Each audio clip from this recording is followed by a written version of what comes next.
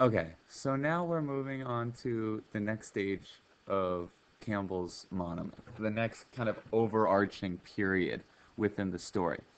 This is typically the most interesting, the most engaging, the most exciting part of the story, and that is the initiation. This is when they actually become the hero. It starts with the road of trials. The hero must complete a series of tasks, often presented in threes.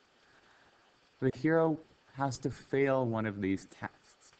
So the hero, what's going on in the road of trials is the hero needs to figure out the skills that are necessary for him or her, um, and practice those skills.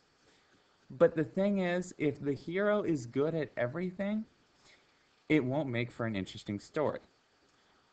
Stories become interesting when you don't know what's going to happen, because you need to have that waver of confidence, because you can't be certain. The hero has to fail at one point. That's what will build the suspense when they actually uh, find that major moment. Next is the meeting with the goddess. Um, Meeting with the goddess and woman as temptress are actually really closely related, and it becomes important to see those two things together so that you can break them apart. The meeting with the goddess, it does not have to be a woman. It doesn't have to be anything like that. But the meeting with the goddess is the moment where the hero encounters a true, all encompassing love for the first time. When the hero has the meeting with the goddess, what they are realizing is the reason why they want to become a hero, the reason why they want to save the day, the reason why they have chosen to be on the side of good instead of not good. The goddess is the character or idea or thing or whatever that shows them what true love, and true love is the result of any good action within the story, what true love looks like. On the flip side is the woman as temptress. And again, just like the goddess, the temptress is not necessarily a woman, but the temptress is the thing that tries to pull the hero off task, try to get him to stray off course. Um, it can be in the Odyssey. It can be the sirens. Um,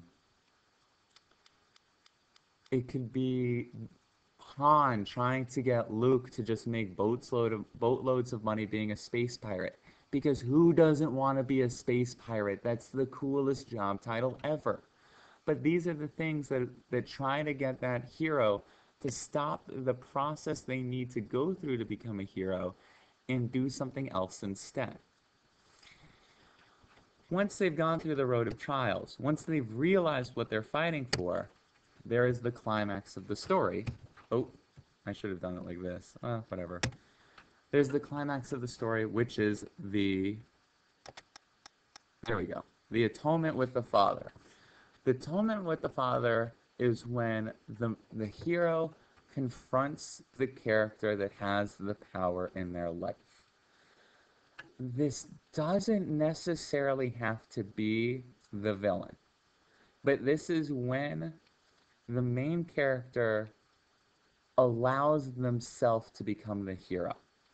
Sometimes they have to wrest a power from something that is evil to reclaim power for something that is good. Sometimes it's like the passing down of the the positive.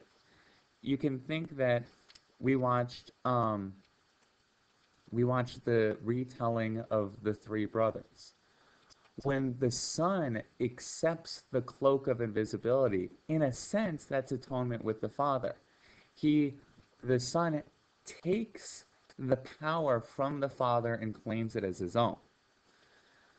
It's often going to be when Luke Skywalker stands up to fight Darth Vader. It's the vision of good versus the vision of evil. And it's that moment where the power is shifting to the hero. That's going to be the climax of the story. Once we hit the climax of the story, there is apotheosis. What a wonderful word, apotheosis. That's the second after the character wrests power from whether it's the father or the dark father, and they're able to rest, have some peace, have some sense of fulfillment before they have to return. Because in the end, a hero is a hero not when he defeats that which is evil, but when he returns to the world that exists with that evil no longer a part of it. The apotheosis is when the hero finally gets to take a deep breath and realize that they've won. They're not done yet. They have received, however, the ultimate boon. The ultimate boon is the goal at the end of the quest. Everything up to this point was to purify the character, was to prepare the character to accept the ultimate boon.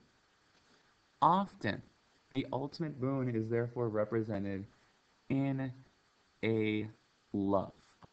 The hero will fall in love with someone. The love is returned when they have prepared themselves fully, when they have purified themselves fully so that they can receive that love. It's the it's the prize at the end.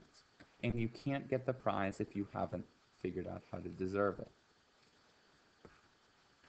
The initiation, therefore, this now is the part where the hero actually becomes the hero.